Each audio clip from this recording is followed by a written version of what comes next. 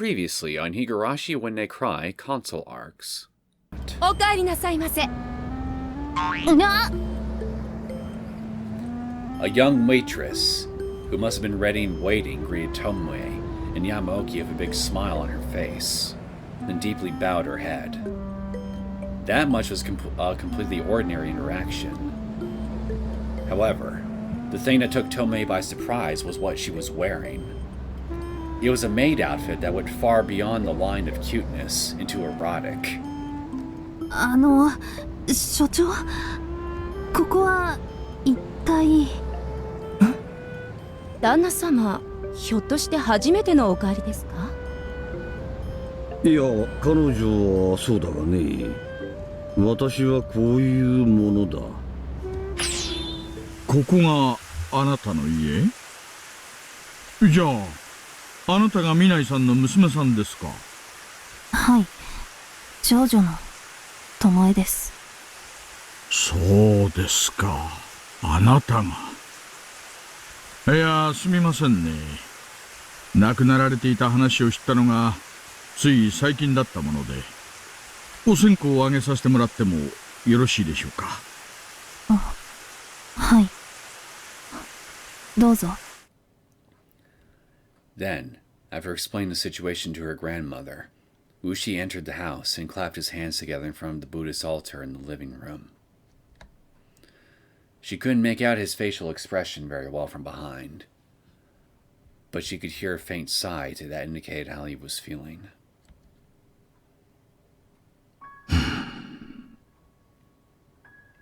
南井さんとはずっと昔の事件でご一緒しましてね。二人の娘さん、あなたたちの写真を肌身離さず持っていて、随分自慢されたものです。偉くなった時にはとびっきりの酒を送るって約束していたんですが。Mom and Dad were murdered. It wasn't just a random crime from a reckless arsonist or vagrant, but a planned conspiracy? 今日はもう遅いですから、明日改めてお伺いします。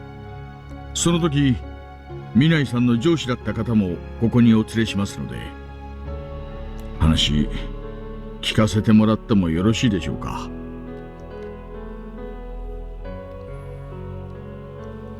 And the next day, Ooshi introduced her to Yamaoki, who was her father's boss. That just went to show how they had full confidence in her.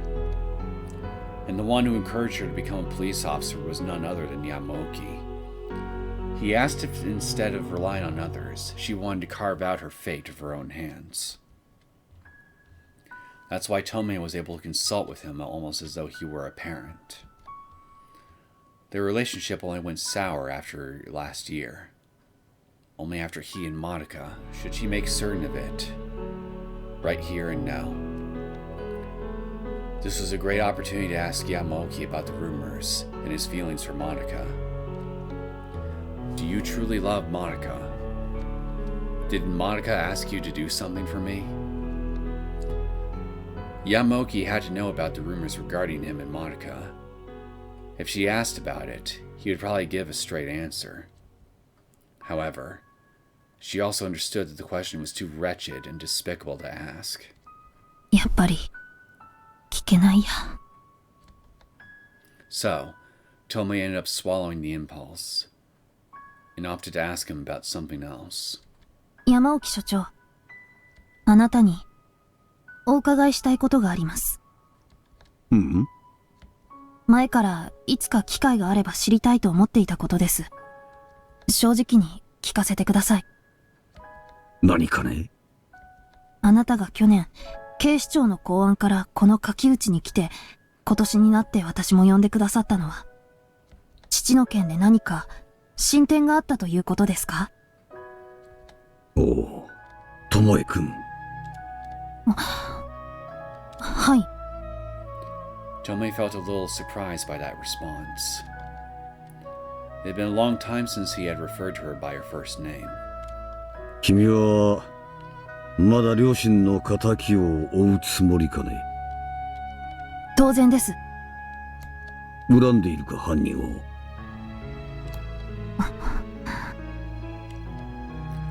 Tomoe quietly bit her lip. There was no need to answer. Her expression made it abundantly clear. もう11年だ。ユウスケも十分によくやったと君のことを誇りに思うだろう。もうそろそろ自分の人生を取り戻してもいいんじゃないのかね。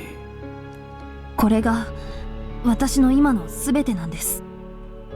両親が殺された事件を解決しない限り前には進めないんです。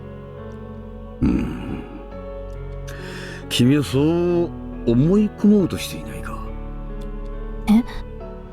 The Lowell incident.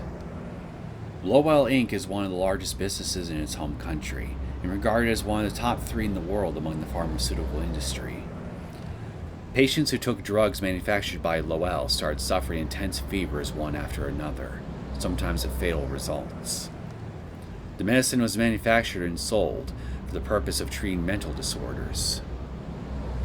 But even from the start, there were questions about the source ingredients, and experts were speaking out in the name of public safety. Nevertheless, it passed through preliminary tests rather easily and began circulation as medical product, in part due to the credibility of Lowell's corporate brand. But more than that, key personnel in the Pharmaceutical Safety Bureau and executive management have received kickbacks as a show of gratitude. The bribery came to light after a whistleblower made public accusations. And at the same time, they tried to cover it up. But once a series of patient deaths came to light, it became a massive scandal that destroyed the credibility of the medical world at the time.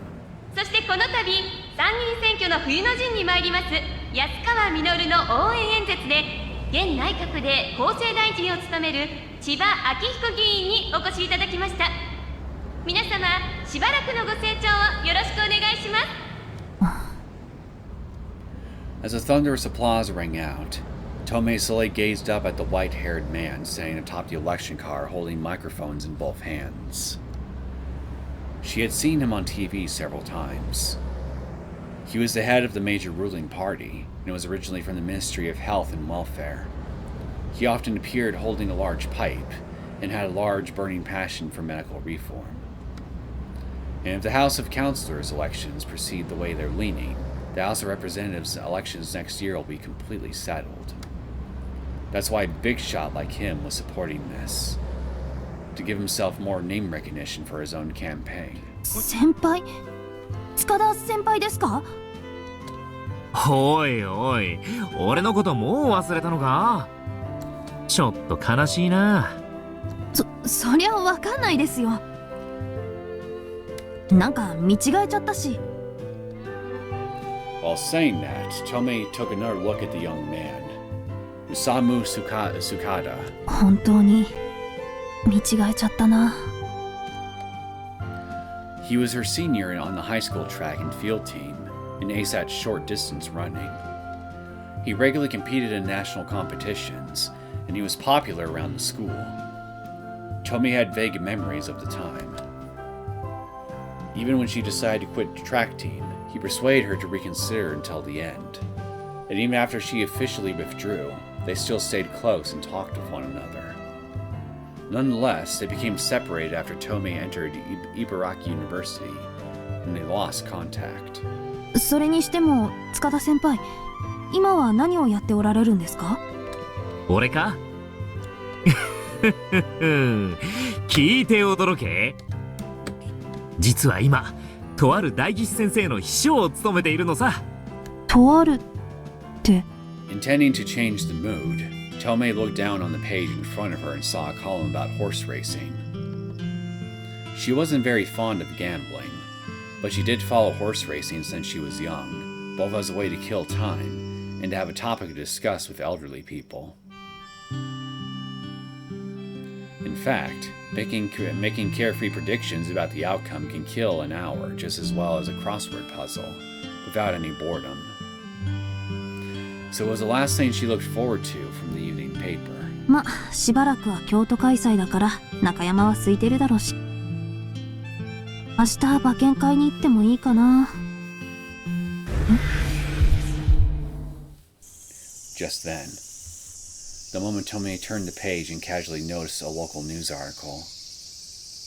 All thoughts completely vanished from Tomoe's mind. 嘘。 What was written there was the story of a patient who fell from a local hospital. Oh, that hospital. However, the name of the patient who died in the accident was one she would never forget. He was a boy she had interviewed before, a victim of the schoolgirl campus assault incident. And so it continues. Greetings, my name is Neosekken, and welcome back to my Let's Play of the Higurashi When They Cry console arcs. So, thanks to that newspaper that we ended up reading towards the end of the last episode, it looks to me like things are about to get pretty interesting for Tomoe. I'm quite curious to see what she'll end up finding out. So let's jump into it, shall we?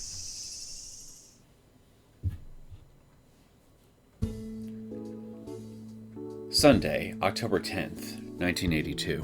あ、みなりさん、お疲れ様です。お疲れ様です。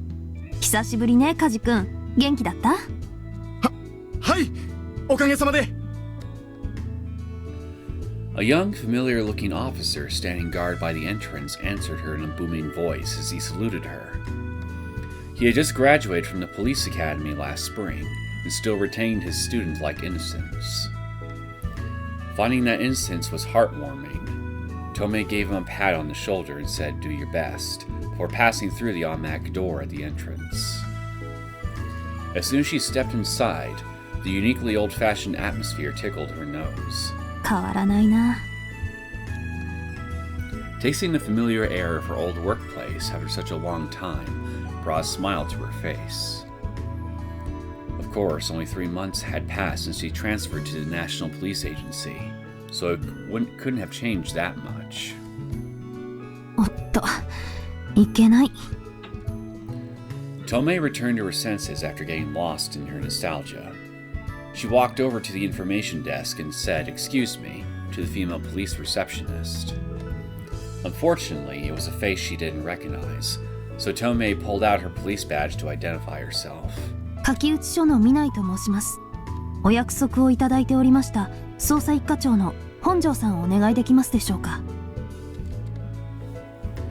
The receptionist escorted her to one of the conference rooms, where she waited for a few minutes. Just as she was about to put a hand on the tea served for her, she heard footsteps beyond the door.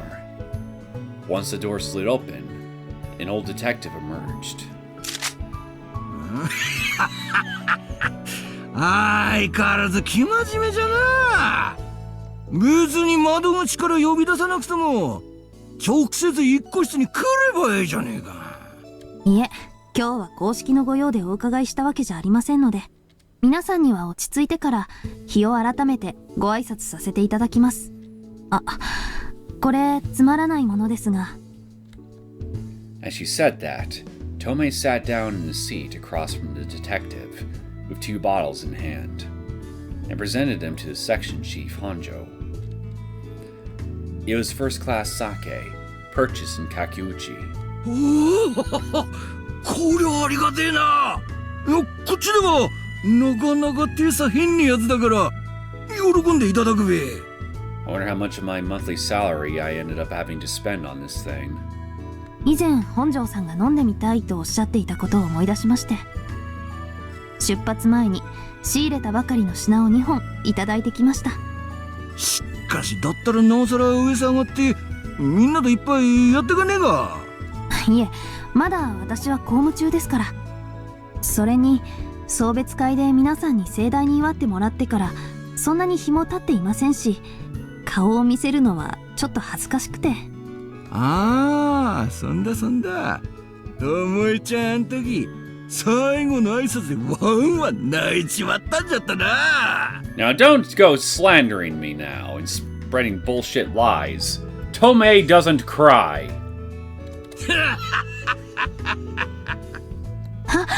いえ、決まり割りであん時ことは忘れてください。 God damn it, Tomoe, it hasn't even been 5 minutes yet and already you're contradicting me. She thought back to the farewell party and shook her red face while waving her hands around. And after seeing that, Honjo let out an even bigger gahaha laugh. いやー、しかし、新しい職場でも大活躍って噂じゃねえか。Depends on who you ask. さすが推薦組のエリートに選ばれた逸材じゃ。Actually, that really wouldn't be much of a dispute. I think what I meant to say is, well, depending on who you ask, some are happy about that, others not so much. 一時でも、おめえさんを持ってたことが、オラの誇りだべ。I was too good to stick around with you old farts for long. そんな、やめてくださいよ。本庄さんにいろいろ教わったことを忘れずに、現場で応用しているだけなんですから。What's there to learn? You're a natural-born genius, Tomoe. 謙遜せんでええって。Tomoeちゃんほど教え芸のある部がいなかった。Except in manners of fine taste, as we came to find out in the last episode. 何度失敗しておごられでも、そのたんびに反省して、他の若え奴らにも見習わせてよ。ありがとうございます。でも、頑張ってこれたのは本庄さんのおかげです。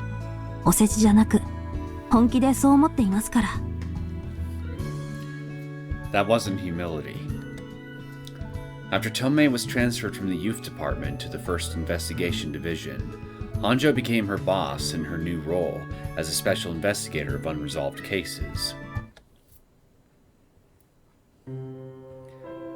Honjo was a veteran detective on the non-career path, who climbed the ranks at the police station all the way from a patrol officer.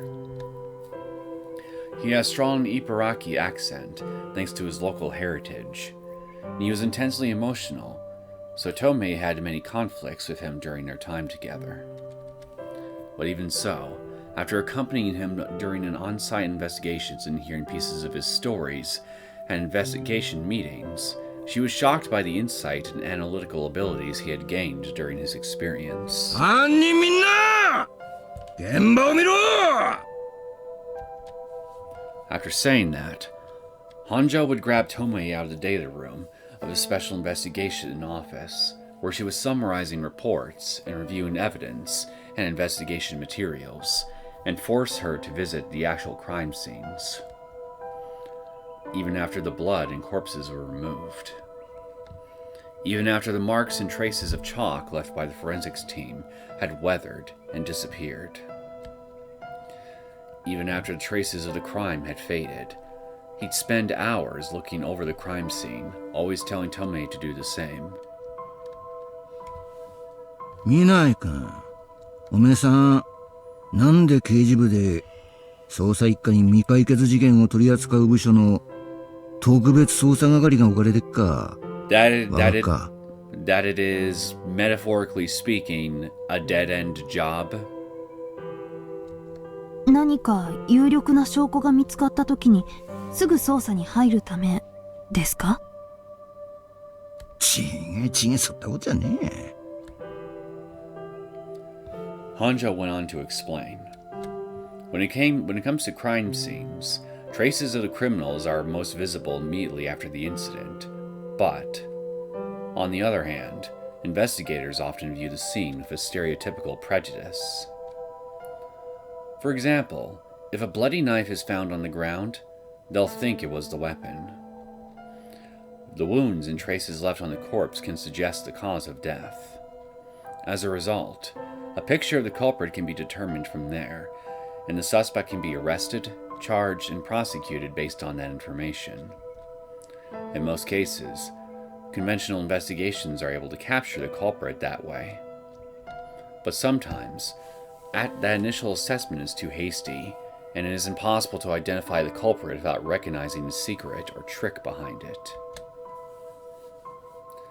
For example, what if instead of dying to a stab wound, they died to a pencil wound first, and the culprits decide to stick a knife into the pencil wound in order to disguise the true cause of death, and pin the crime on someone else? Or something stupid like that. After a certain length of time, Those unresolved cases are abandoned by headquarters, and that's why I say this is, metaphorically speaking, a dead-end job, and handed off to a team of special investigators known as continuation detectives. And the special investigators must perform another examination to determine if anything was missed in the original investigation materials. だからといっておめえ、未解決事件の処理ってのを残務整理がなんかと思ってねえか。そんなことは。She couldn't deny what he'd said. He'd hit her right where it hurt. An unresolved case is an incident where veteran detectives and forensic investigators desperately scrutinized the case, yet still couldn't identify the culprit. It was completely impossible for a rookie, who knew nothing about investigation, to reach a breakthrough simply by reviewing the case materials for a while. Deep down, Tomoe thought that. So, she believed that investigating unresolved cases was a little more than rearranging files. 資料をまとめったけなら捜査一課にはいらねえが、特捜係は欧米でいうところのプロファイラー、犯罪心理分析官の役どころだべ。プロファイラーですか？ Profiling can be fun. おめえを現場に連れてきた。そういうことじゃ。Honjo said that you can't feel the atmosphere of the incident without probing the crime scene. There will always be some trace of the culprit left at the crime scene. If the crime is a murder, doubly so. For example, the criminal's footprints, even if they don't remain in so simple a form. Where did the culprit go before the crime? If you find cupcake frosting on the ground somewhere, they probably went to a nearby pastry shop. And how did he get away after the crime? The method, the route. By examining these items one by one, you can identify what psychological state the culprit was in, and are naturally able to see what he intended to do. プロファイリング捜査ってのは、日本じゃまだほとんど知られてねえ捜査技術だが、欧米じゃもう実践投入されて成果を上げてる。Profiling is kind of like messing around with a jigsaw puzzle. Well, maybe not a jigsaw puzzle, but a puzzle where you put the pieces together in order to form the bigger picture. Step-by-step process, but depending on the kind of person you are, they can be pretty fun to do. いずれこの先、捜査の主流になってくべ。本庄さん。犯罪はどんどん多様化して、その技術も上がってる。警察も新しい手法を取り入れるのは当然のことだ。オーラたちの役割は、犯罪者をとっ捕めること。そのためには、何でも味方にでも武器にでもしろ。経験とか、知識とか、まして権威にこだわっていては、刑事は務まんねえぞ。はい。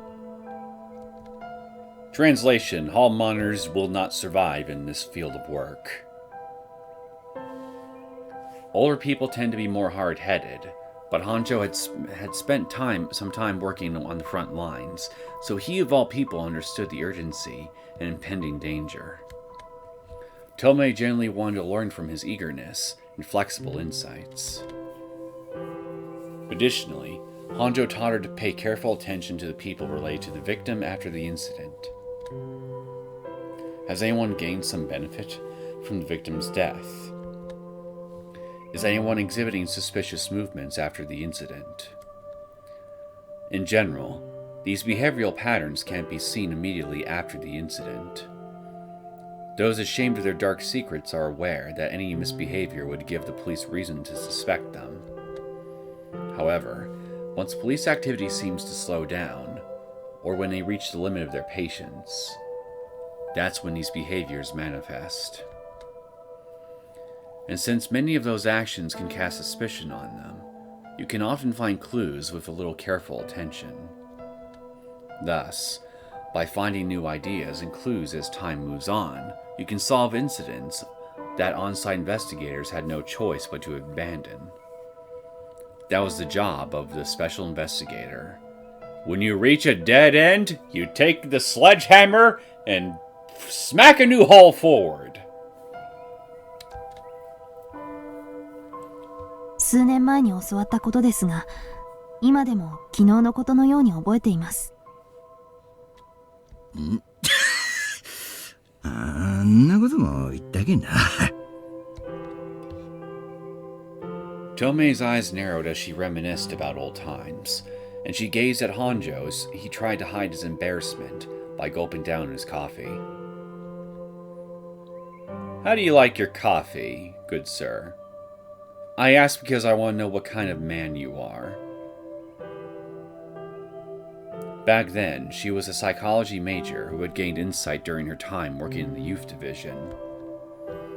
No. Looking at it in hindsight, her confidence was motivated by her pride.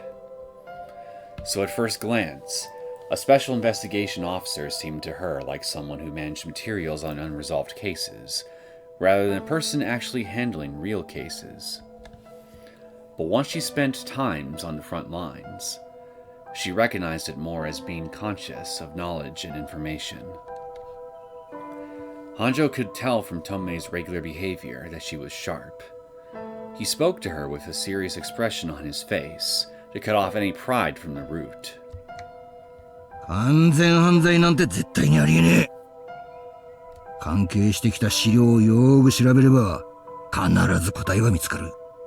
だから特別捜査係を務める刑事は不敬分析力と比例視野を持つ優秀な人材でなきゃいけねえんだ。資料集めの雑用係じゃねえ。For someone as focused on improvement as Tomoe, a harsh reprimand like that was like being splashed with cold water. But at the same time, it was a pivotal moment to reflect on her own pride and inability. Without those experiences as a special investigator, she would have become an uninspired detective, unable to challenge methods of investigation. After that, she memorized and analyzed an unthinkable amount of information related to past cases. As a result, Tomoe was able to achieve exceptional results. If not for that, she would have never been selected for the recommended group, and probably would have gone on working at some prefectural police station somewhere. だから推薦組に選ばれたのは私の能力じゃない。自分の知らなかった技術や視点を教えてくれた本庄さんの下で働くことができたからなんだ。As she pondered that, Tomoe once again realized how lucky she was. Come to think of it, that was also true of the youth department. Back then, Section Chief Kishimoto had already retired to the countryside, but he taught her how to connect with kids with various problems. He also thought about Tomoe's excessively straight-laced conduct and way of thinking, and gave her earnest advice on how to resetify it. In that sense, she was blessed with supportive superiors, even as far back as their time with the Ibaraki Prefectural Police Department. そんなわけですから、これからも初心を忘れず頑張っていくつもりです。どうか今後ともご指導をよろしくお願いします。わかったわかった、任せとけ。今度戻ってきた時はもっとこぎ使ってやっかんな。And I will greatly appreciate it when you finally are useful, good sir.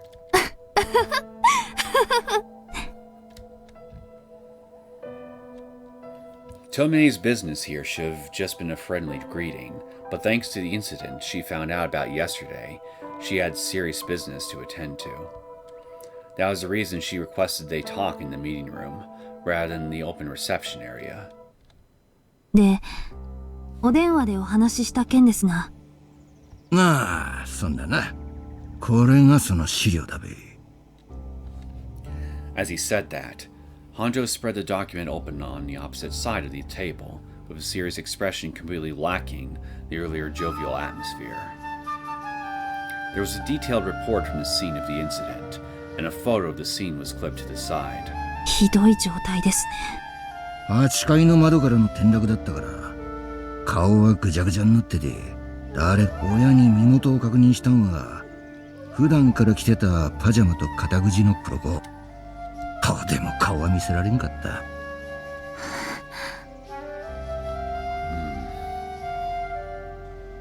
Tomoe glanced at the picture, then quickly flipped it over.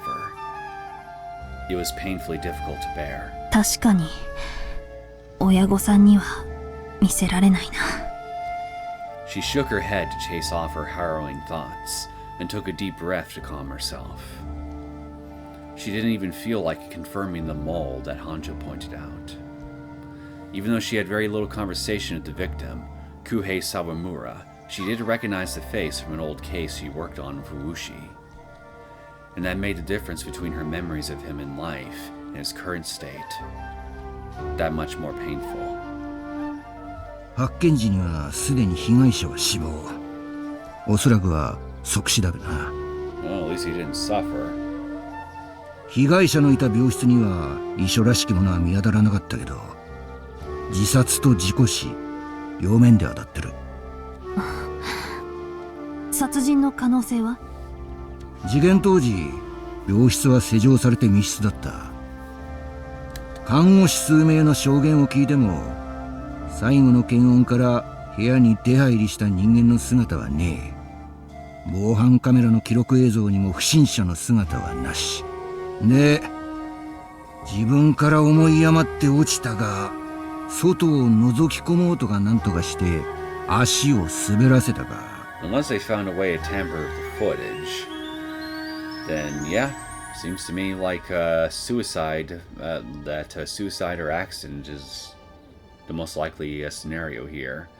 Although I'm leaning towards suicide. そのどっちかってのが正月の見解だべ。ですか。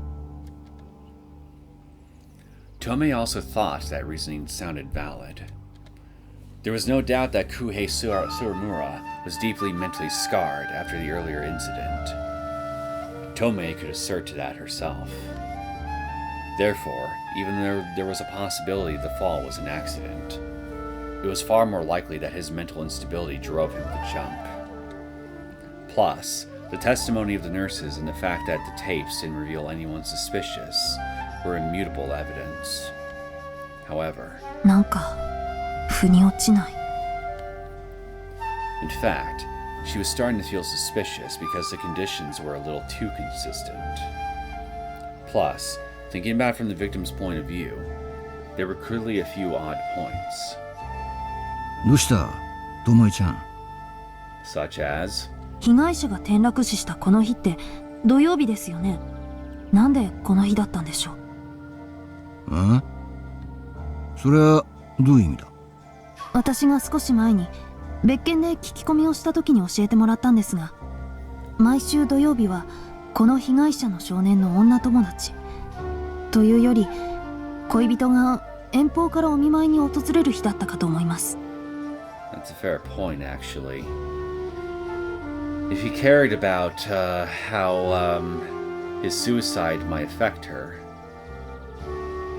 it would be more logical to commit suicide on a day that she was unlikely to come visit him and thus see his corpse. Is that what you're getting at? Tomoe pulled out her police notebook and flipped through it. Tomoe could still remember the contents since it was so recent, so she was able to find the page easily. やっぱりそうだ。それに実際、ほら、第一発見者に尾崎渚って女子生徒の名前があります。この子が被害者と前の学校で交際していた相手ですよ。それで？これは私が女性だからなのかもしれませんが、自分の彼女が面会にやってくる日にその子と会わないまま飛び降りて死のうと考えるでしょうか。それが私にはどうしても腑に落ちません。Maybe he just forgot she was coming to visit or something. As unlikely as that possibility that is, it's certainly possible. The thoughts that drive a person to suicide and an escape from reality are often accompanied by a desire to share those final thoughts and intentions with someone other than yourself. For example, resentment, apology, despair. Thus, the method and location of death can in many cases reveal something about the victim's intentions. Among the methods of suicide, psychological studies consider jumping a very egocentric method. First of all, you can't even imagine how much your body will be destroyed by the impact. And there's a strange sense of elation and freedom that comes from showing that death to others. In other words, the emotional motivations include intense despair and twisted exhibitionism. 飛び降り自殺は自分の醜い姿を見せつけることで周囲の同情を買って自己満足を得るか、自分が怨恨を抱く相手に罪悪感を煽らせて復讐する行為だ。Or if he was struck by some paranoia of some god at some remote village, maybe to visibly offer himself as a form of appeasement to said god in order to curse said god's wrath towards him. Or something like that. だとしたら、自分の恋人が帰った後ならともかく、見舞いに来るのを待ってる間に、そこまでどす黒い感情を持つだろうか。Excuse me. Tomoe simply couldn't convince herself of that. ちゃんと実践してんな。それが行動分析っちゅうもんだ。Honjo had a huge grin on his face, since he was thinking the same thing. Tomoe couldn't help but respond to a wry smile. In any event, this was her first time seeing the case files, so she came up with that thought immediately. Battle-hardened Honjo realized that right away. すると本庄さんも、やはりそちらの見解ですか？鑑識と所轄署の連中は七三の割合で自殺と見てるがね。俺はむしろ七三で殺人の読みだ。だからいずれ一家に取り上げる予定だったが、巴ちゃんの話を聞いててなお一層確信したな。Well, if it is murder, then that begs the obvious question as to who the culprit is and how they were able to get into the victim's room unnoticed by anybody. その根拠は何ですか？これだ。Honjo pulled 2 photos out of his breast pocket as he said that, then handed them to Tomoe. The first picture was an enlarged photo of a window frame, taken at night. Scratch marks were left on the bottom and right side of the window frame, and the faint light of a luminol reaction could be seen to the right. And the second picture showed the back of a left hand laying half open on the asphalt, most likely belonging to the victim. The nail next on the index finger was covered in blood and peeling off.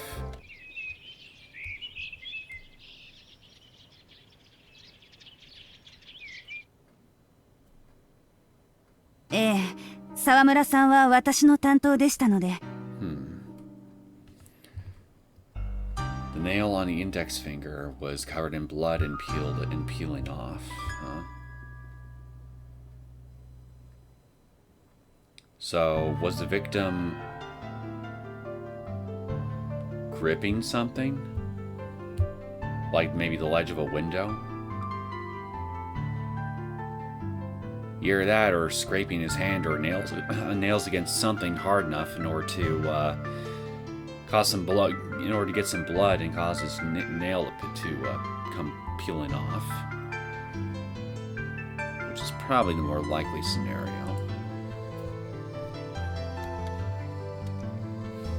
Alright, come on. 記録はこれになります。The older nurse named Hiranuma pulled a file out of the bookshelf as she said that, then handed it to Tomoe. She seemed to have a meticulous personality and gave a polite but thorough description. 検温してから火災報知器の誤作動がありましたので、その対処に各部屋を回ってからこの詰め所に。それからだいたい4時頃に彼の友達が面会に来られましたので、私が部屋までお連れしました。聞き込みを行った刑事からの話では、部屋に鍵がかかっていたと？ええ、普段は施錠しない患者さんだったので変だなと思いまして。Tomoe quickly skimmed through the file's contents while flipping through the pages. It was almost identical to the report summarizing the investigation materials. 病室を見せてもらえますか？ええ、どうぞ。こちらになります。ここから落ちたというわけですか？ええ。最初に発見したのはそのお友達でしたが、パニックになって暴れて、静止するのも一苦労でした。She was most likely confused and unable to accept this as reality. It was far too burdensome a tale for an early adolescent. で、発見してすぐに警察に通報。それからセンターの詰め所にいる主治医に連絡。その流れで間違いありませんね。ええ、その通りです。なるほど。Tomoe nodded while scribbling Hiranuma's story into her notebook. Then she turned her attention toward the window frame in the photo. この傷は被害者のものですよね。どうしてついたのでしょう。Yeah, there we go. This is probably what he was scratching at right here. さあ、私には何とも。ひょっとしたら窓枠を掴んで外を見ていた時にバランスを崩して落下してしまったのかもしれません。Well, this doesn't really strike me as particularly suicidal behavior, so if this isn't murder, then this leads credence to the idea of this being an accident. それにしても、どうしてこの病室には鉄格子がないのですか？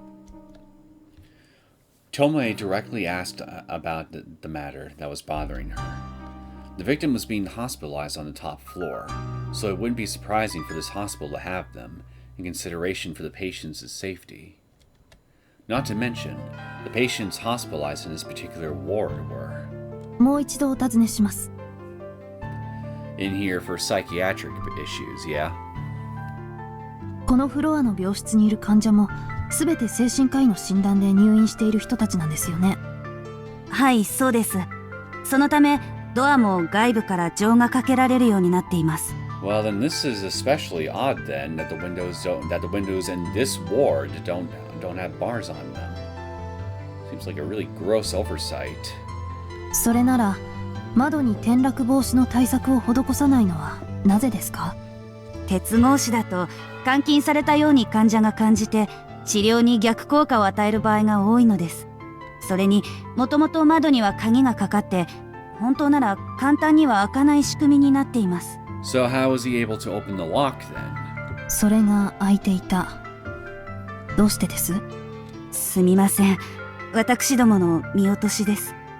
換気のために一度鍵を開けたのですが、そのまま忘れてしまって、弁解の余地もございません。So, an accidental unlocking then, huh?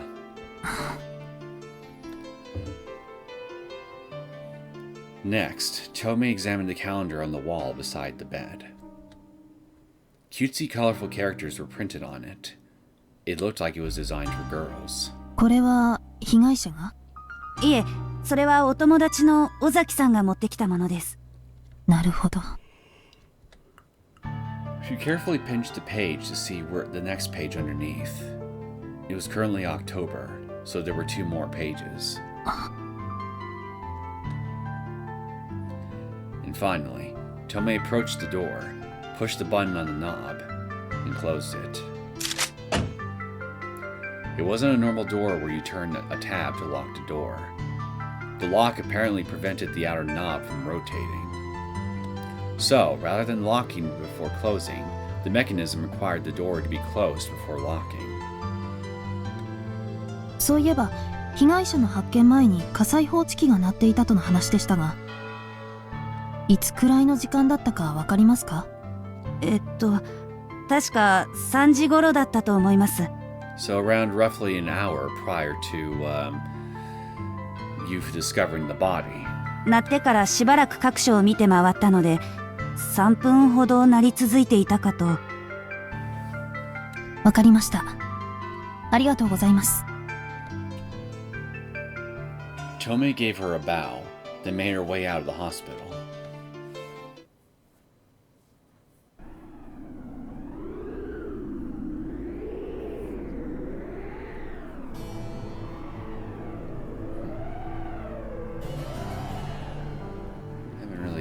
Nothing really striked me as particularly suspicious given her testimony.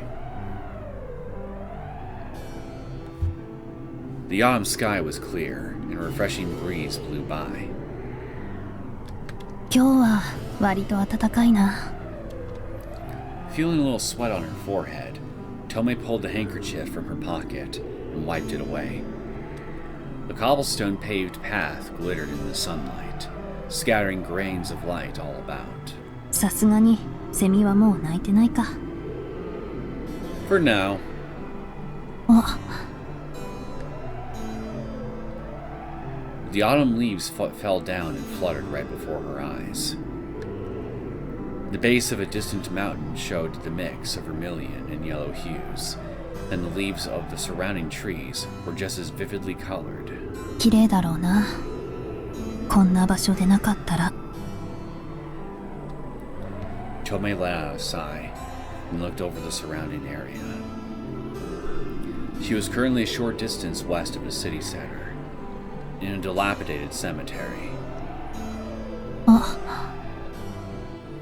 Using the map given to her by the groundskeeper as a guide, she noticed another person near her destination. Moving closer to get a better look, it was a girl she recognized, Nagisa Ozaki. Before long, Nagisa noticed the approaching footsteps and turned toward Tomoe. Then she lightly bowed her head before turning her gaze back toward the gravestone in front of her. ご無沙汰してます。お参りしてもいいかしら。Nagisa gave no answer to that, and simply shuffled her feet so she wasn't staying directly in front of the gravestone. Tomoe took that as affirmation and said thank you, then sat the chrysanthemums she brought from the local flower shop down next to the grave. There was already a beautifully blooming cosmos flower sitting there, most likely placed there by Nagisa herself.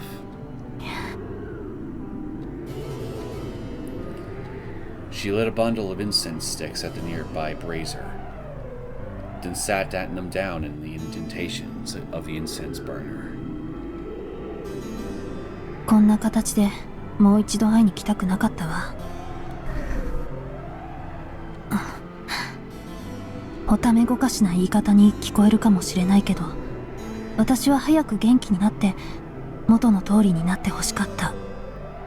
彼にも、それにあなたにも。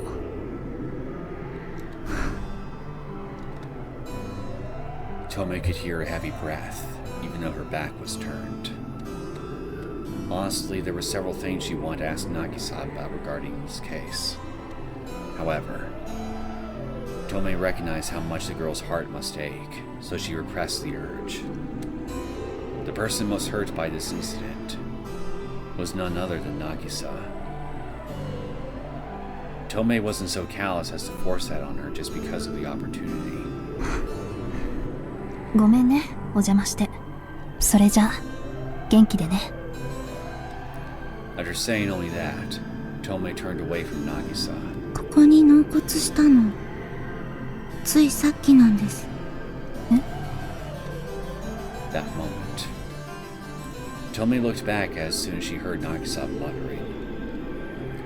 Nagisa clenched her blouse near her chest and furrowed her eyebrows to endure the emotions welling up inside her. 1階に降りた時には白い布をかぶせられてて、病院の人たちに遮られて近づけなくて、その後すぐに警察の人が運び出して、戻ってきた時には骨になって。結局私、浩平くんの顔、最後まで見せてもらえませんでした。It was for the best that you didn't. Tomoe thought that the outcome was for the best. Nothing good would come of showing such drastically warped human form to a child. In fact, Maka was so scarred by seeing her parents' burned bodies that she was still suffering from it even now. だからかな。私、まだ信じられないんです。浩平くん、本当に死んじゃったのかなって。本当は、みんなが後で私をからかおうと嘘ついてるだけじゃないかなって。尾崎さん。浩平くん、入院してすぐの頃は病室から逃げ出したことがあるんです。入り口のドアに鍵がかかっているから、窓ガラスを割ってパジャマ姿で、怖い夢にうなされたってひどく怯えていました。It had probably happened a little while after Tomoe had gone in to question him. At the time, she was heading to the hospital room in the back of the first floor to meet him. But his parents refused to cooperate, so she was about to leave. And now was when she met Nagisa. And when the parents weren't there, she was able to meet him face to face once with Nagisa's consent. Of course, she was only able to make small talk, but his pale, worn-out appearance was plain to see during a short time together. でも、先々週に病室が1階から8階に移って、すごく喜んでました。ここは景色もいいし、病状が軽くなった人が入るフロアだって、看護師さんから教えてもらったって。それに、最後に会った日には次の週の診断で退院の日がわかるって言ってたんです。だからあの日、そのことが聞けると思って私、一番綺麗なお花を持って、早く退院して一緒の大学に行こうって約束してくれて、浩平くんは頭いいから、私浩平くんの行きたいところに合わせられるように成績上げようと頑張ってたのに、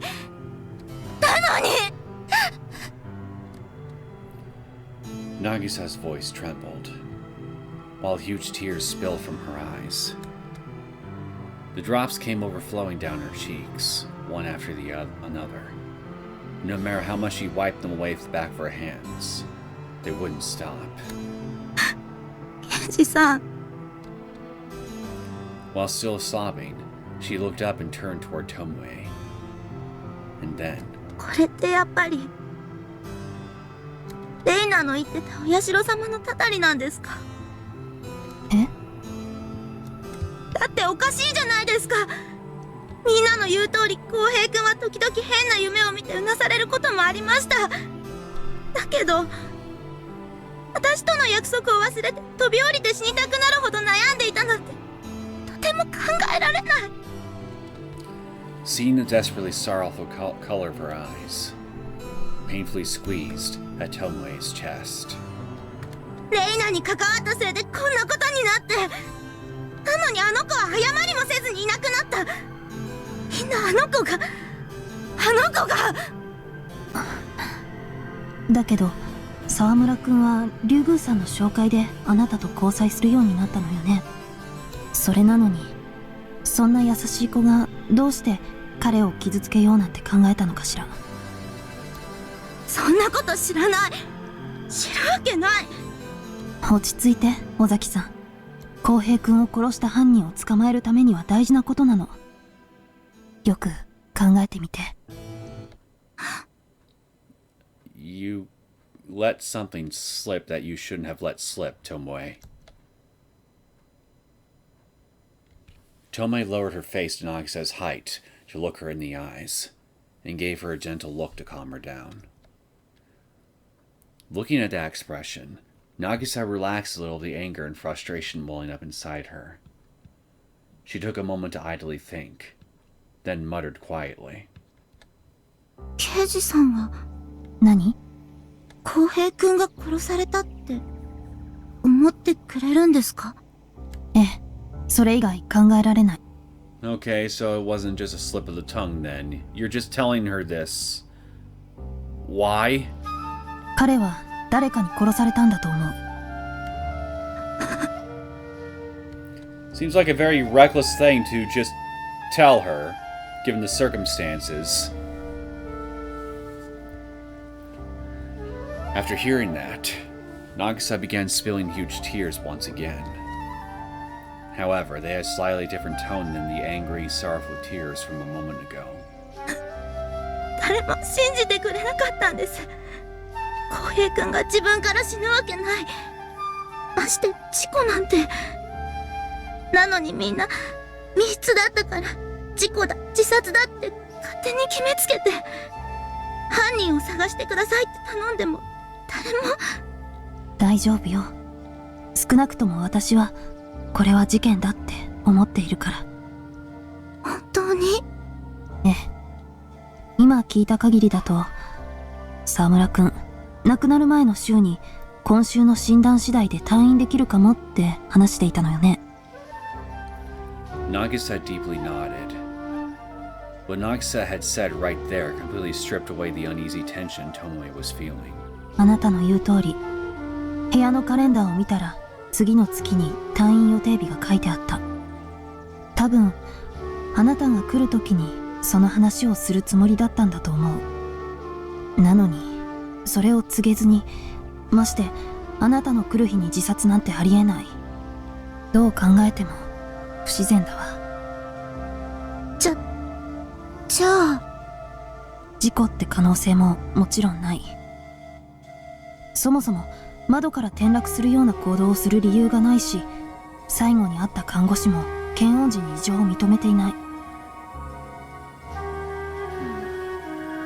So no fever, so that is a symptom of Hinamizawa syndrome going haywire within a person's body, so I guess we can rule him out as being a victim of that.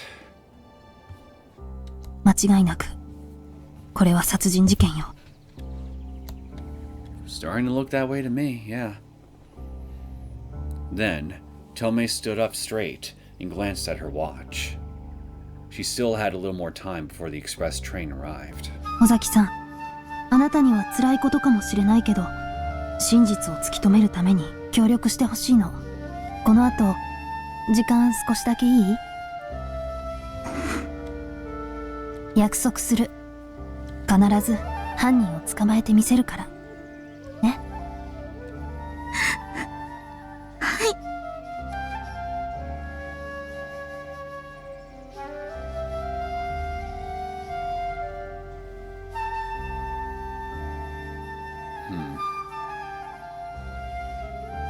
Well, this definitely isn't This definitely isn't proceeding quite how I imagined it would go.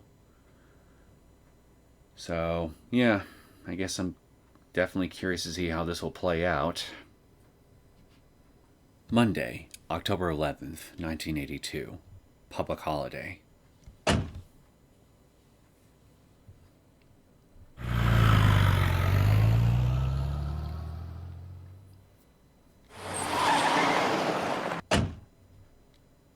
Ah, やっと着いた。Tomoe stepped out of the car and stretched her back.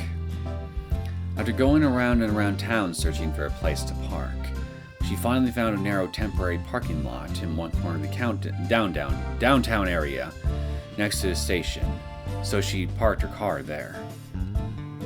Since this was a fairly rural town, she could see cars both large and small parked along the small street.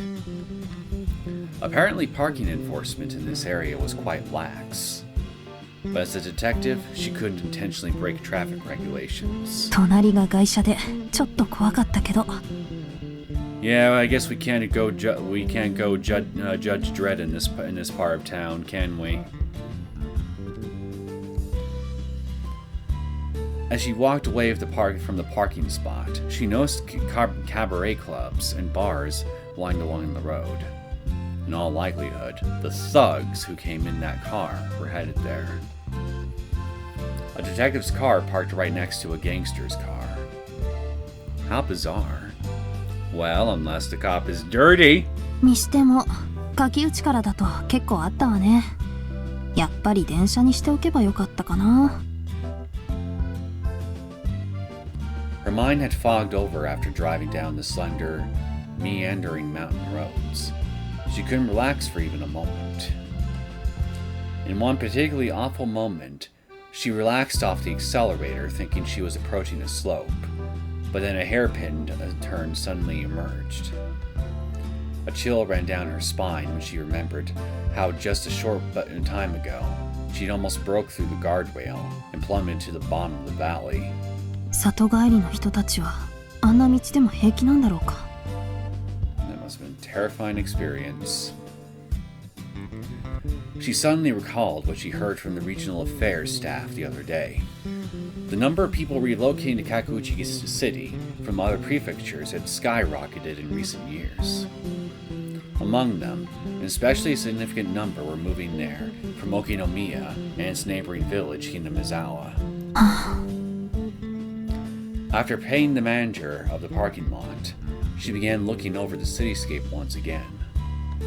The area in front of the station had developed more than she expected.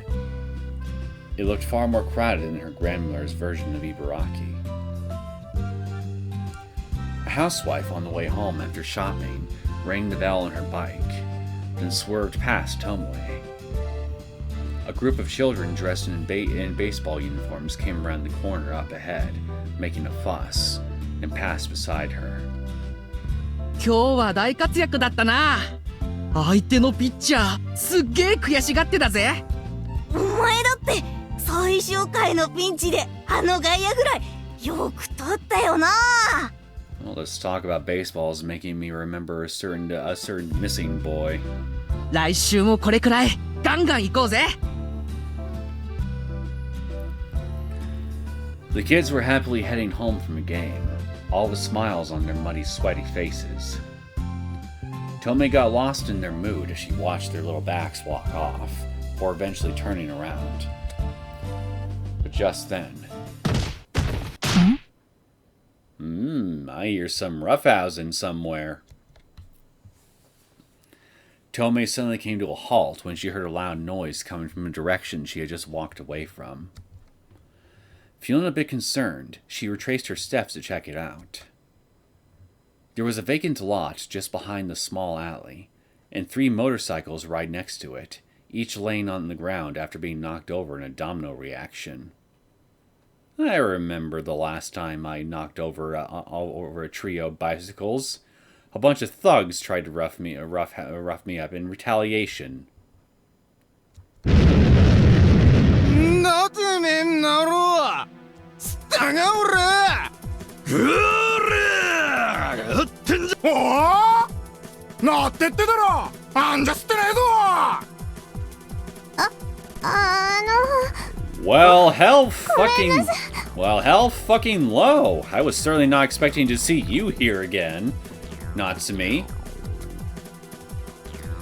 And right next to where the motorcycles fell, there were 3 young male delinquents threateningly surrounding one other person.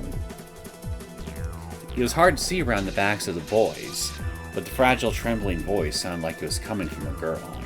ちょっとよそ見してて肘が当たっちゃってごめんなさいごめんなさい。ちょっと肘当たったじゃねえんだよ。俺たちの命より大事なバイク派手に倒しておいて謝っただけで済むと思ってんのか。 Your lives must not be worth very much if a little girl like her just simply tapping her elbow on them is enough to knock them over. その The girl's voice was getting smaller and smaller, and Tomoe could hear sobbing mixed in. As soon as she heard that, Tomoe let out a sigh and stepped into the alley. She could see the girl's face in the gap between the boys. The girl with her hair tied in buns on both sides had a terrified, tear-filled look in her eyes. Because they're cheap, like you? 口で謝る前に誠意ってものを見せやがれってんだ。そんな私その聞こえねえってんだよ。 Then get the earwax out of your ears, boy. 金ないんなら態度で示しやがれってんだよ。俺たちにこれから付き合ってなあ。I'll have you know on her behalf that she is seeking a purely happy monogamous relationship. おいおい、何年前の不良だよ。 No older than 5, I would reckon.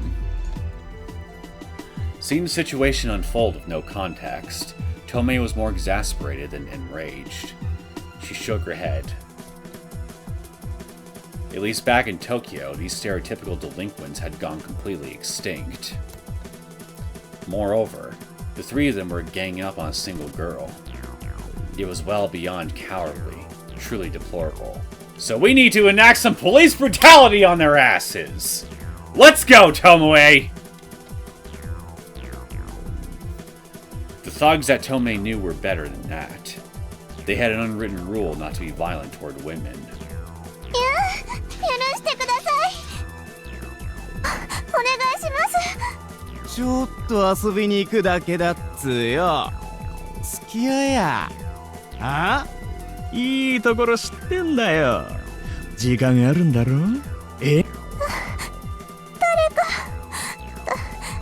助け。おい、そんなビビんなっての。こんなに言ってやってんだから危険だろ？ああ、ダメダメ。そんな誘い方だとどんな女の子でも振り向いてくれないわよ。Hello! The boys turned back toward Tomoe all at once. They looked so pissed off they were ready to chop someone to bits. But they regained their composure as soon as they realized their enemy was a lady. Their expressions warped into nasty smiles. The girl who was surrounded had a relieved I'm saved expression on her face, so she anxiously watched on. ま、そりゃそうか。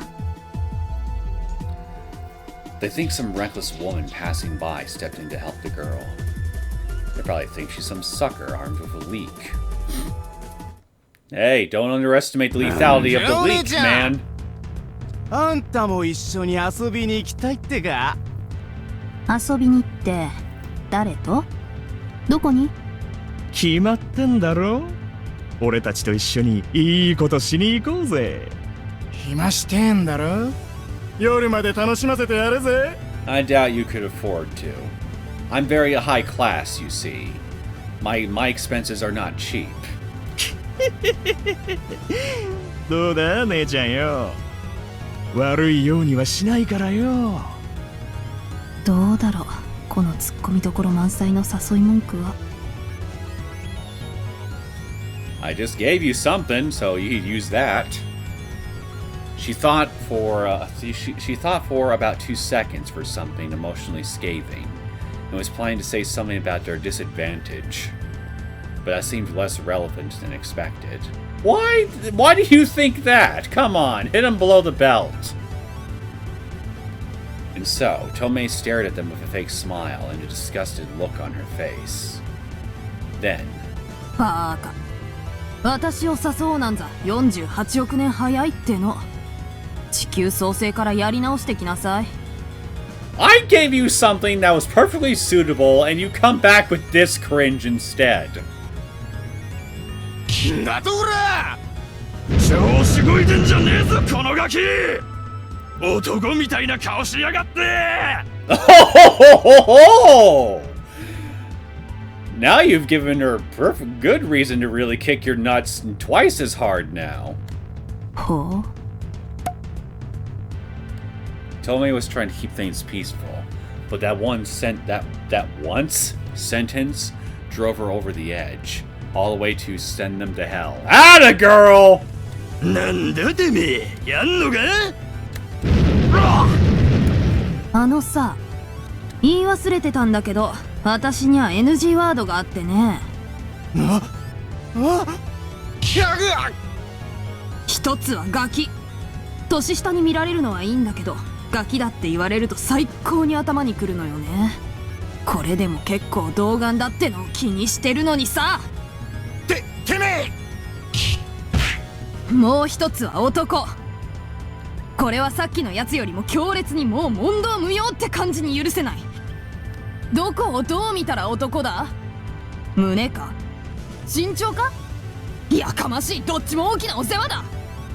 だから私の人生でそれを口にしたやつはみんな西方10万億度に片道切符で送ってやるって決まりなんだよ。 Police brutality! Police brutality! Hell yeah! 普通に脅してりゃもう少し穏やかに諭してやったのにね。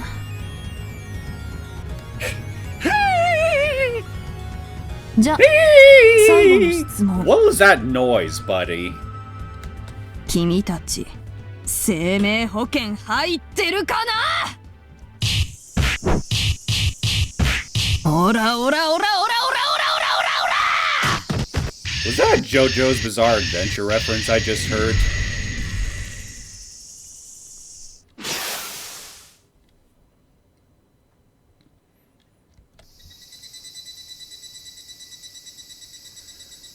Tomoe decided that was enough punishment for these delinquents, so she let them make their escape and watched them go with a huge smile on her face.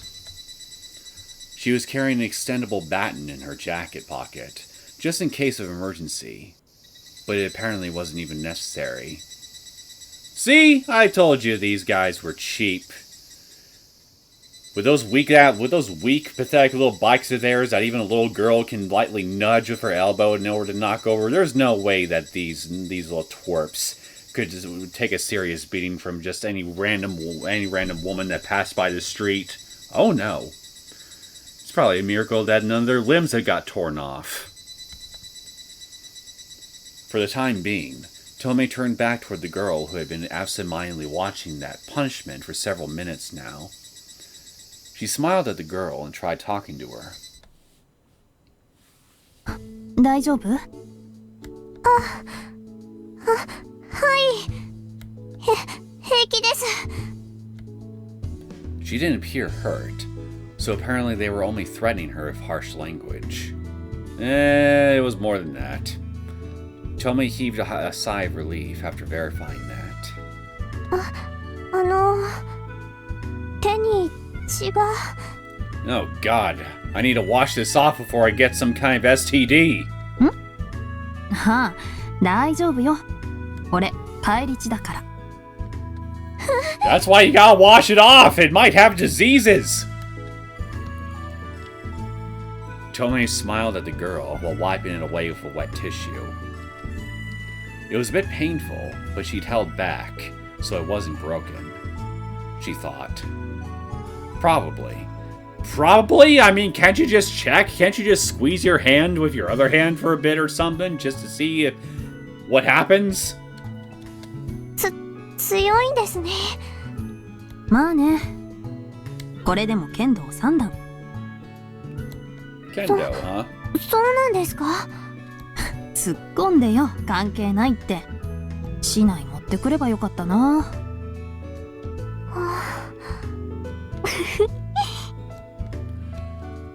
Was there something weird about that answer?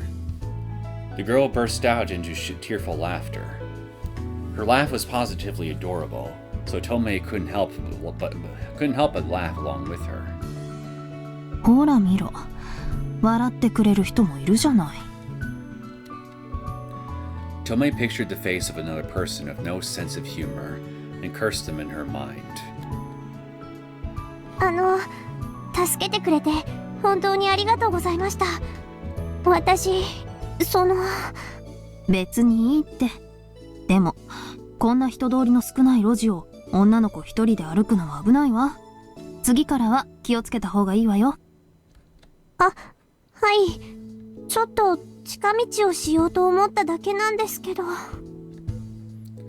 The girl hung her head and sounded terribly apologetic as she said that.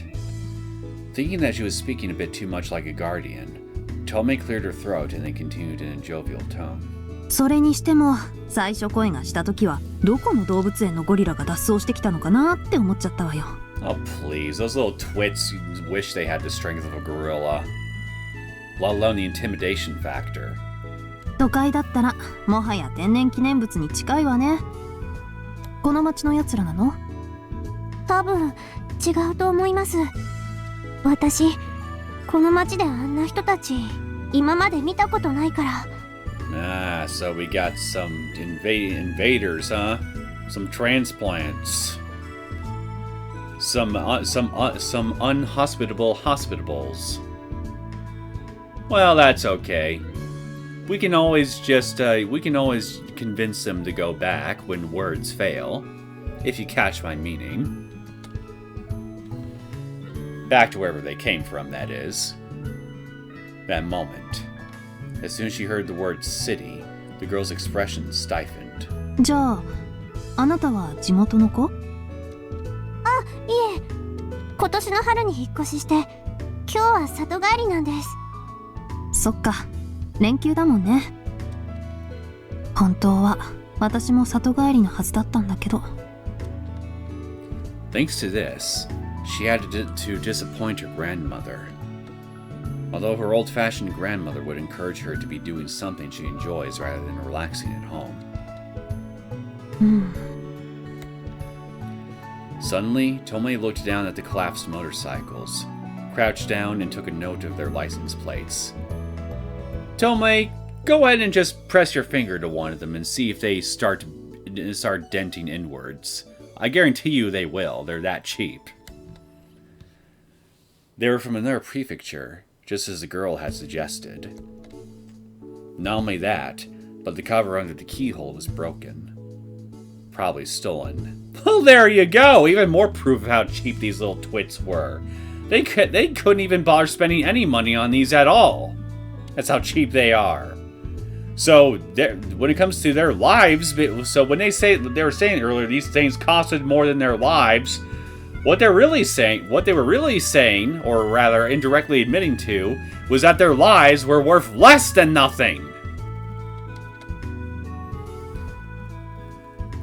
When she saw that, she pulled a notebook out of her breast pocket and quickly wrote down the license plate numbers. 何？ひょっとして警察の方ですか？ I am not just any police officer. I am Super Cop! そうよ。と言っても、今は休暇中なんだけどね。As soon as she found out Tomoe was with the police, the girl's face suddenly turned nervous. It was a typical reaction, but it was a bit disheartening considering she had just helped the girl. 家って近いの？もし怖かったら途中まで一緒に付き合うけど。いえ、大丈夫です。本当にすみませんでした。あ、ちょっと。The girl began walking away with her head down, but Tomoe suddenly called out to her. Then she thought about asking the girl just for her name, but stopped herself. Nobody really enjoys giving their name to the police. So instead... 私、ミナイって言います。南北の南に井戸の井。もし何か困ったことがあったら遠慮なく相談してね。できる限り力になるから。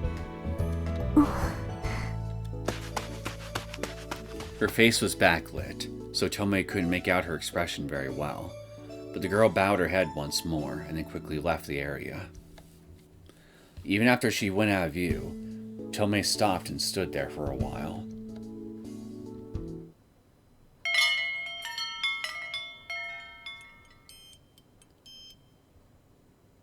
Well, I was certainly not expecting to see Natsumi again. I wonder if she's gonna play some kind of role in this arc.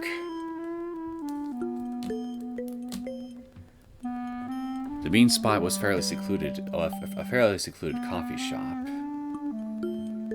Although thinking about it now, I guess I did towards like an arc or two ago, did speculate the possibility that we might see them some more. Natsumi and the other characters, I mean. So yeah, I guess I shouldn't be too terribly surprised that we may get a little bit more out of them just yet. The meeting spot was a fairly secluded coffee shop. ここね。 When she opened the door, she heard the characteristic ringing of the bell in the coffee shop. She felt a strong scent of cigarette smoke the moment she entered and couldn't help but grimace. I don't like this place already. おお、ともいちゃん、こっちですよ。Oh, this place has an hourglass. That's definitely old-fashioned and classy. And hey, Ooshi! A hand like a log was conspicuously waving at her from a table a short distance away. Though acting aloof, his facial expression had a crafty sharpness to it. It was Detective Ooshi from Okinomiya Station. ご無沙汰してます、大石さん。わざわざすみません。いやいや、お久しぶりですね、ともいちゃん。しばらく会わないうちに、胸ちょっと大きくなったんじゃありませんか? You got some kind of special investment in her chest growing bigger, Ooshi? 会ったのはほんの数ヶ月前でしょ。風船じゃあるまいし、そんなに短期間で変わったりしませんっての。Well, maybe your breasts are the one part of your body that are late bloomers. しかし今は便利な技術がありますからね。No lead balloons for this chest. Only pectoral muscles from working out of the gym. 寄せてあげるなんとか、あるいは美容整形とか。Pectoral workouts at the gym.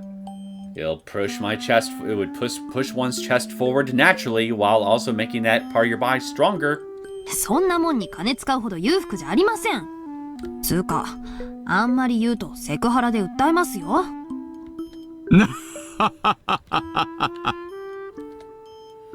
Ushi's large belly shook as he let out a booming laugh. Hey Ooshi, has your belly gotten any bigger since we last seen you? It seemed like he started talking like that more and more as Tomoe got older. At this point in time, the ratio of her respect and disdain for him were close to reaching the tipping point. It was reprehensible. Now that's unfortunate. まずは何か注文しちゃってください。ここはパフェがなかなかいけましてね。私はこれのおかわりで。甘いものは今日はちょっと。ホットで。For now, Tomoe submitted an order, then turned to have a look around. There were no customers in the shop. It was quiet enough that she could hear the baseball game on the TV in the counter area, some distance away from their seat. どうぞ。どうも。The host brought over the coffee she ordered, then turned and headed back to the counter area. After confirming that, Tomoe leaned forward and spoke to Ooshi in a hushed voice. で、お電話で話した件ですが、大石さんにちょっとご協力をお願いしたいんです。私にできることでしたら何でも言ってくださいな。善と有望な警部さんに貸しを作っておくのは魅力的なお話ですからね。ただ、私の協力料は少し高いですよ。I doubt it's as steep as my date fees. 鹿島桜3本。純米酒の特急で、当時の1号蔵のやつを送りますよ。I once again ask how much money out of my monthly salary is being spent on all these drinks. おお。さすがともえちゃん、よくわかっていますね。I know you better than you know my chest measurements, I can tell you that much. She was actually planning on to give it to him anyway, so it was no additional expense. Although, Ooshi probably understood that as well. じゃあ伺いましょう。その事件の話、聞かせてもらえますか。はい。まずこれを。Tomoe pulled out the files she had secretly borrowed from the Ibaraki Prefectural Police Department and laid them out on the table, explaining them to Ooshi one by one. Ooshi burned through 5 cigarettes while silently reading through everything, and listening to her story, and finally spoke up. それでその男の子の彼女さんは何と言っていました？もし自殺でないのなら、殺したのは竜宮玲奈じゃないかと。彼女が呪い殺したか、それとも直接やってきて殺したか。まあ両方とも可能性はゼロに近いですけどね。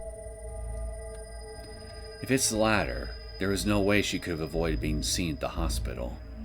And more importantly, Rain and Ryugu didn't seem to have a reason to kill him in the first place. And the former was utter nonsense. If it was possible to kill someone with a curse, there would be no way to catch evildoers. With that in mind, Tomoe wasn't just skeptical of supernatural phenomena, but outright denied it. お社様のたたりね。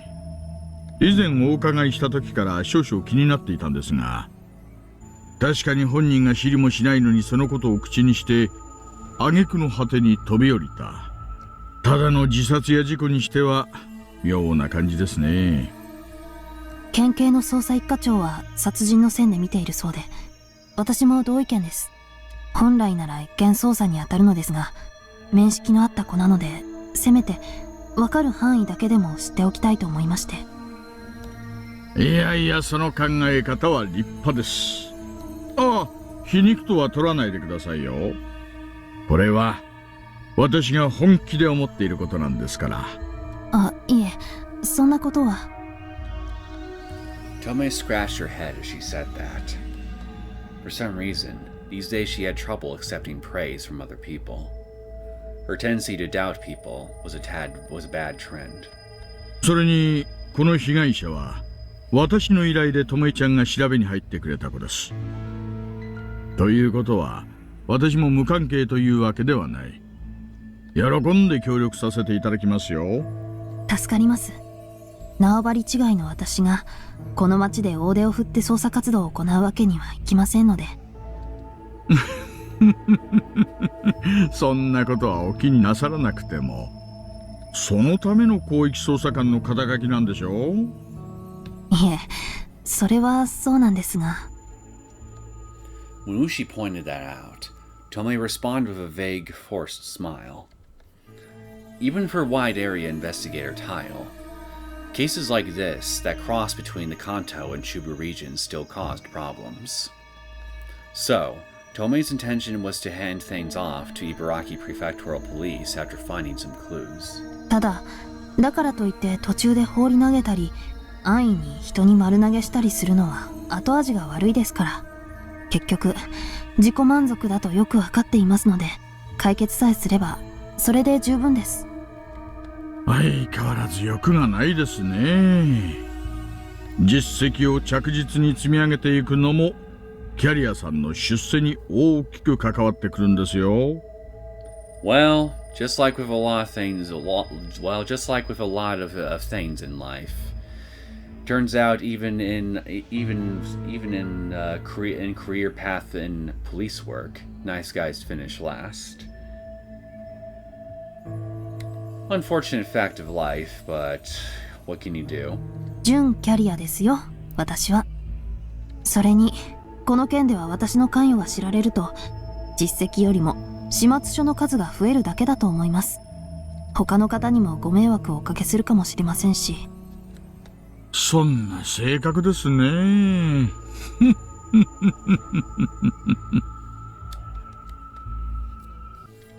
Ooshi smiled as he said that. Behind those words was a concerned old man thinking that you could just ignore all this in that case. Indeed, if she kept quiet and let it slide on account of it being outside her jurisdiction, that would be the end of the story. It wasn't Tomoe's fault that Kouhei Saramura died, nor was she particularly close to his girlfriend, Nagisa. Besides, the relevant precinct gave an evasive answer saying it was a falling accident, but Hanjo was going to escalate to a prefectural police headquarters to take the investigation more seriously. Even without Tomoe's involvement, the situation was slowly turning around. でも、だからといって、全部他人任せにはできない。私が約束したんだから。That thought was probably the main reason Tomoe insisted on being so selfless. But Ooshi could never resent her for that. In fact, deep down he respected it, and thought she was dependable. それにしても、お社様ですか？以前、大石さんに頼まれて調べた時は、特に気にしていなかったのですが、何なんですかそれって。ああ、巴ちゃんにはちゃんと説明したことがありませんでしたね。お社様ってのは、隣の平見沢村に古くから伝わる守り神。いわゆる、魔がつかみのことですよ。Calamitous and Hanyu just simply do not mix in my mind. Like oil and water. 魔がつかみ。それって、人々に最悪をもたらすことで信仰心を煽る存在のことですよね。ねえ、その通りです。そしてお社様は平見沢が鬼ヶ淵と呼ばれた大昔の時代から村の人々を畏敬と恐怖でもって支配していった。Then, Ooshi lit a cigarette and began telling an old tale in a hushed tone. 平見沢では昔、鬼たちが人間たちと共に暮らしていたと言われています。そして彼らはたびたび下界に降りて人間をさらってはその血肉を食らっていた。その鬼と人間との仲を取り持ち共存できるように仕向けたのがいわゆるお社様でした。だったらいい神様じゃないですか。それがどうして魔がつかみだと？鬼たちは人間たちと共存しても従来の習慣である人食いをやめることができなかったんですよ。ですからお社様はその行動を制限付きで許すようになった。いわゆる生贄ですね。人間たちにとってはたまったもんじゃありませんが、まあ無差別に食い殺されるよりはマシということでそれを受け入れてきました。That was the origin of the curse. In other words, Oishiro-sama selected those of little faith and made them sacrifices to the curse by making them targets for the demon hunt. And in response, the demons graciously devoured the pathetic humans selected for the sacrifice. In other words, those who turn a blind eye to Oishiro-sama had their lives taken at the hands of the demons. なんだかお社様ってまるでマフィアの元締めですね。殺されるも殺されないもその神様の紫三寸ってわけですか。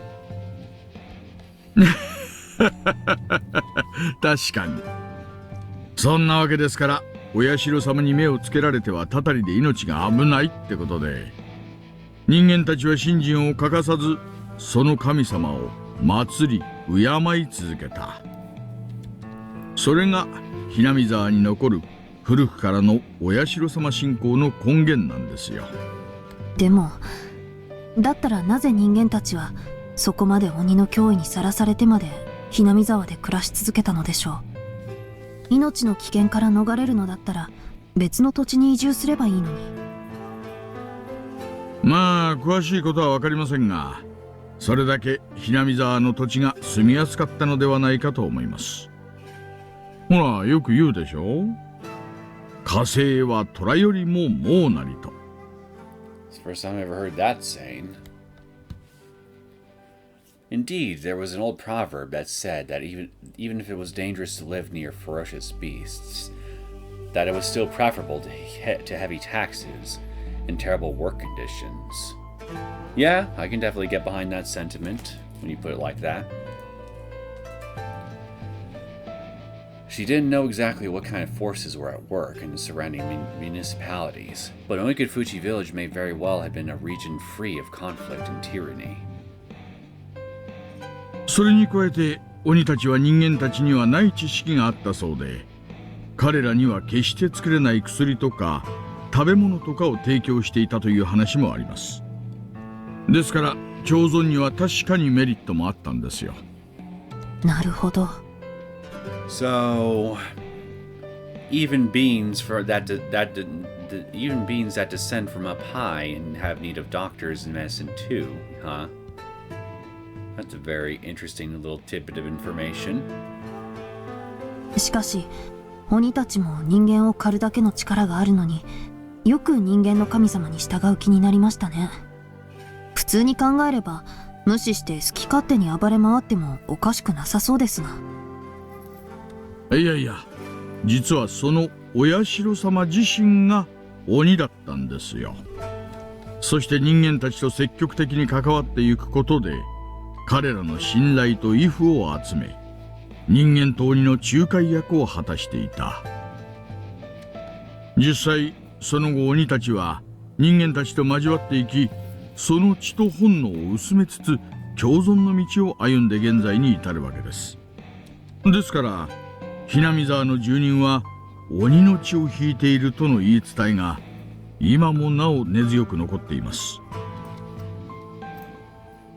And it is said that the blood ran strongest in Higurashi ancient ruling parties, the three families, the Kimiyoshi, Sonozaki, and Furude families. They had a powerful voice in the politics and rituals throughout the village, and they were able to lead the villagers to fight against the state in the campaign against the dam construction project. つまり、鬼とは本当の意味の化け物ではなく、狩猟で生活を営んでいた山岳民族のようなもの。食人はともかく、呪術的な習慣を持ち合わせていた彼らが山を降りて農耕民族の暮らす社会へと侵入し、征服か和平の道を見つけて共存した。お社様は差し詰め、強力なカリスマを持った共通の指導者。そんなところですかね。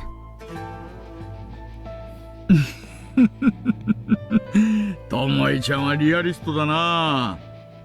そういう文化人類学的な解釈じゃなく、言葉通り鬼と神様の話でいいじゃないですか。I was just thinking that was definitely a very anthropological response.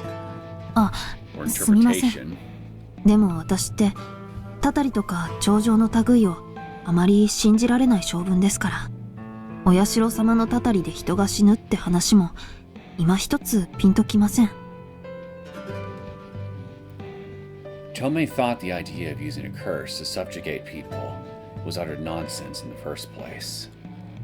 If spells and magic could control the fate of men, even life and death, then there was no point in the very existence of the police, or law itself.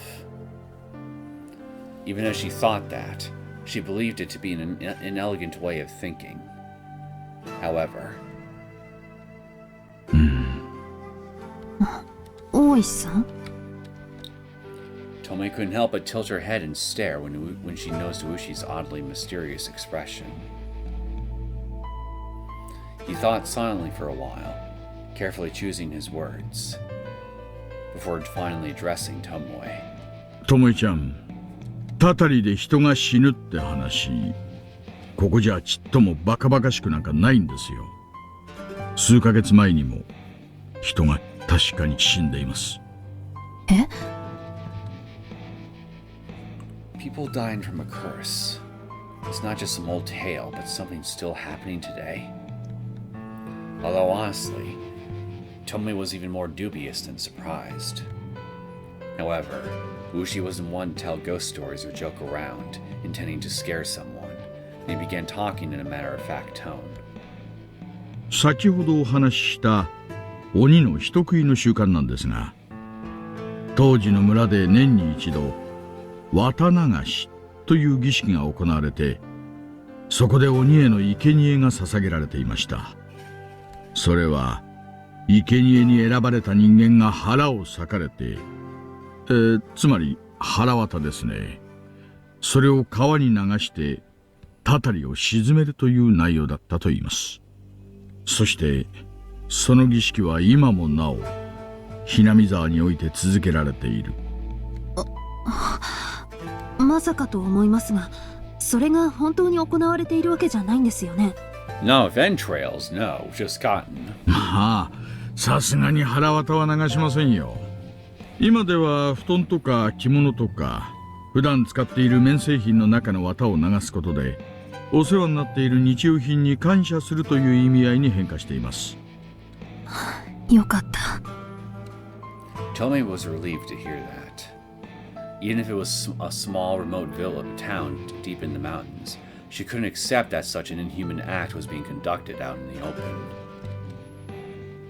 しかしですね、その代わりと言っちゃなんなんですが、ひなみ沢ではここ数年、その綿流しのお祭りの晩に奇妙な事件が起こっているんですよ。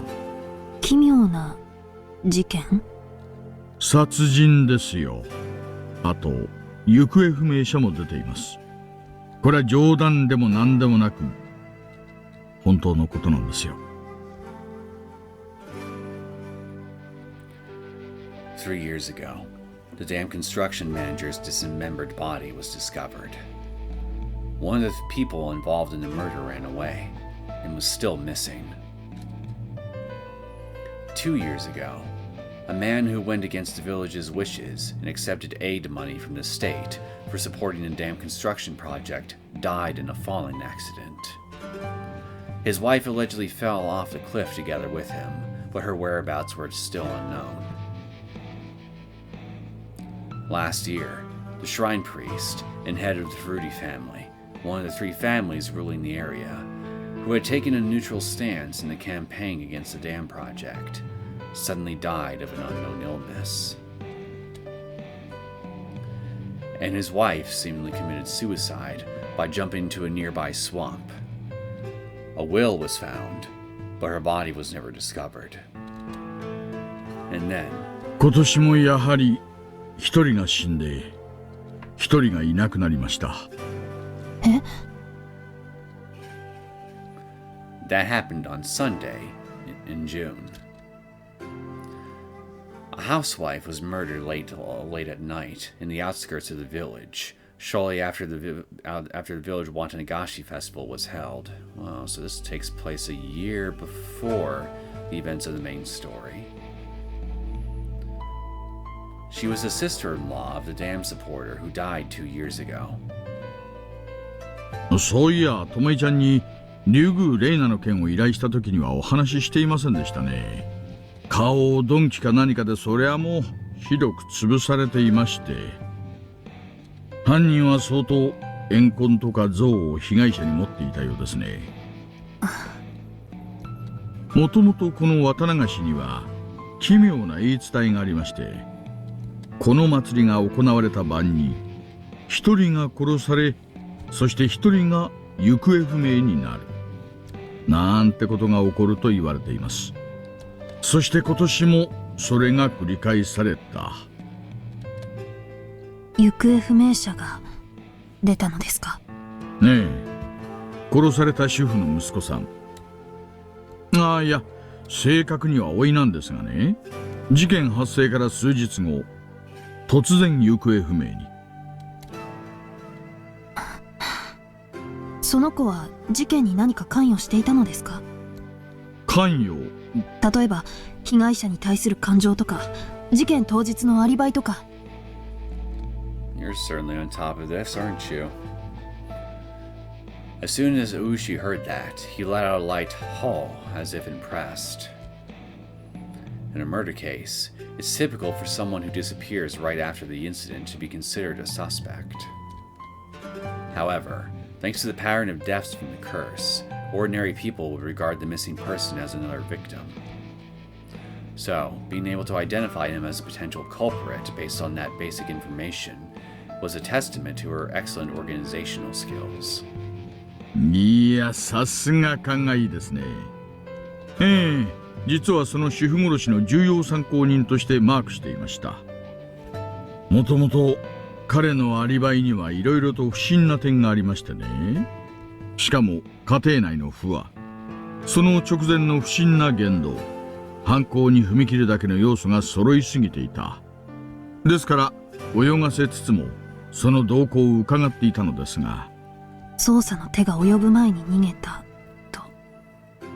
それでその行方は？新幹線の駅で似たような人物を目撃したという証言はあったんですが、結局ダメでした。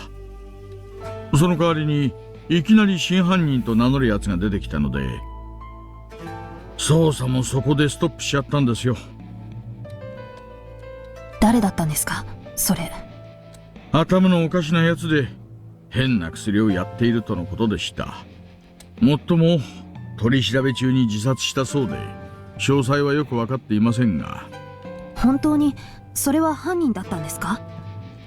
わかりません。県警ではそういうことになっています。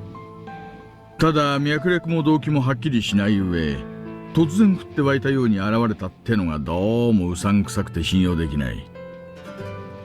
今でもそのいなくなった甥っ子が犯人だと私は思っています。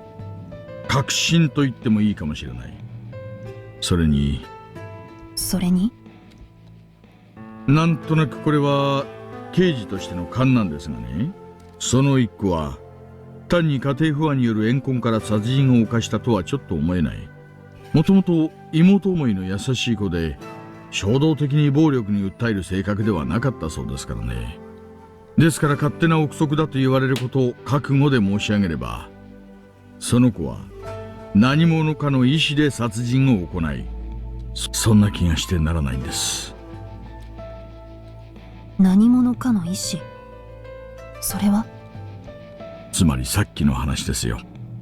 お社様。それが彼を突き動かしたのではないかと。そんな。Tomoe couldn't say it was impossible. In fact, as she uttered the name, she thought of the girl who resorted to violence for some unknown reason. では竜宮玲奈もそれと同様に沢村康平を？まあ何ら確証はありませんが、ありえない話ではないと思います。お社様が文字通り頂上のものか、それとも村の総意によるものの代弁なのかは私にもわからない。ですがその意志は普通に生活を送っている人を死に追いやったり、あるいは殺しに駆り立てたりすることができる。そんな力を持っているってことになりませんかね。Drive someone to murder. So, was the previous incident between Reina Ryugu and her classmates instigated by someone else as well? In a manner of speaking. If so, what on earth is the connection? Why would Reina Ryugu commit an act of violence in a town that had nothing to do with Hinamizawa? 正直わからないことだらけで頭が痛くなります。まったくですな。何にせよ竜宮玲奈には確かに謎があると言ってもいいのかもしれません。調べてみて損はないかと。ですね。すみませんが大石さん、沢村康平死亡時の竜宮玲奈のアリバイを念のために調べていただけますでしょうか。わかりました。それで巴ちゃんは？一度竜宮玲奈がどんな子かこの目で見てみたいです。本当に私が聞いたイメージ通りの子なのか。Tomoe rested her chin on her hand after saying that. Reina Ryugu and Hinamizawa village. She wanted to uncover whatever the connection was between the two of them. Well, looks to me like we're going to be paying Reina a visit after all. And with Nagisa in tow to help us along. Yeah, I think it's starting to look to me like my fears as to what may end up happening between her and Reina might not be too far off from what's probably going to actually happen. Anyway, we got ourselves a tip, don't we? At the flower bed.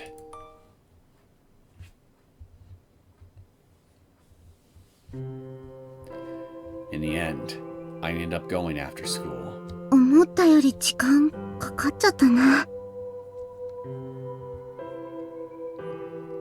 For now, I decided to visit the flower bed in the yard before heading to the faculty room. One section of the flower bed was maintained by the gardening club, and the multicolored autumn flowers were in full bloom. Nagisa? Just then, I ran into a classmate from the club who was doing some weeding. She raised her head to look this way, and her eyes opened wide as soon as she saw me. Nagisa! 心配してたんだよ。もう出てきても平気なの？ごめんね。今週私が当番なのに代わってもらっちゃって。そんなの全然構わないよ。それよりも私、あなたのことが。The girl grabbed me by the arms and looked up at me with moist, cloudy eyes. A face that could burst into tears at any moment. She was seriously worried about me. She'd been caring for me every day since the incident, and trying to encourage me. Until a little while ago, I thought she was a thoughtless and aloof girl, so I was surprised to see so much compassion out of her. And I was glad to see it. I didn't have any friends I could consider close friends since transferring here. But she was the only person I told about the incident with Kouhei-kun. 心配かけてごめんね。もう平気。とはまだ言えないけど、少しは元気出てきたから。明日からはちゃんと学校に通うね。よかった。The girl rubbed her muddy face to fight back to sobbing as tears came trickling out. When I saw that, I couldn't help but burst into tears too. じゃあ、なんとかなりそうなの？沢村くんのこと。すごく優しい刑事さんと知り合ってね。で、さっきも電話で色々とお話ししていて、遅くなっちゃったの。That detective named Minai wasn't getting information out of me. Just getting information out of me. She was carefully choosing her words to make sure I didn't get hurt, and her attitude felt sincere. Of course, there were still parts of the investigation she couldn't tell me about. Nevertheless, she always apologized in those cases and explained why she couldn't talk about it. And in the middle of a conversation, she'd always say things like, "Please cheer up," and "I'll definitely keep my promise." I appreciated the encouragement. すごく忙しい人みたいなんだけど、そんなこと感じさせないっていうか、颯爽としてかっこよくて、なんか憧れちゃうんだ。キャリアウーマンっての？すごいな、女性で刑事さんなんて。That's right. The people who embrace earnest aspirations like that allow us to ask adults for help, no matter how desperate the situation is. And we do our best to become those sorts of adults. That's why I want to become even more amazing adult. Maybe that person can. Maybe she'll believe me if I confess what Kouhei-kun told me on that day. No, I'm certain she'll believe me and help out. I'm still a little worried, but next time we meet, I'll be bold enough to talk about it. あ、そうだ。Confess? What did he confess to you about, I wonder? ここのコスモス、あと少しで咲くよね。ちょっとだけもらってもいい？いいけど、どうするの？綺麗に咲いたら、刑事さんにプレゼントしたいなって。喜んでくれたらいいな。This Thursday, Minai-sen will be doing office work in the police station. When I called earlier, that's what the detective that answered told me. The detective said she might be too busy to see me if I go in to visit her. But I'm certain Minai-sen will make time for me.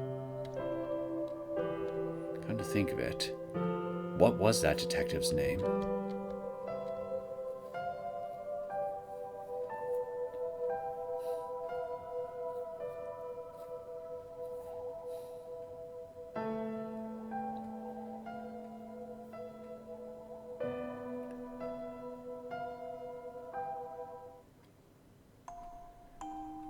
So, Kouhei confessed to her about something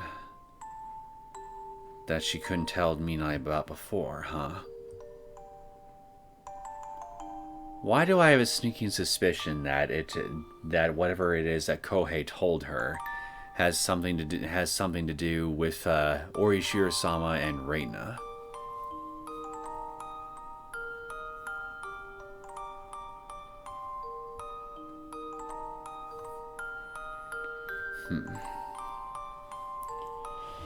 Well, I didn't think we'd put ourselves on the path to running into meeting up with Reina quite this soon, let alone getting Nagisa involved. But here we are, I guess. Guess all we can do now is just keep on trugging along and see how everything plays out.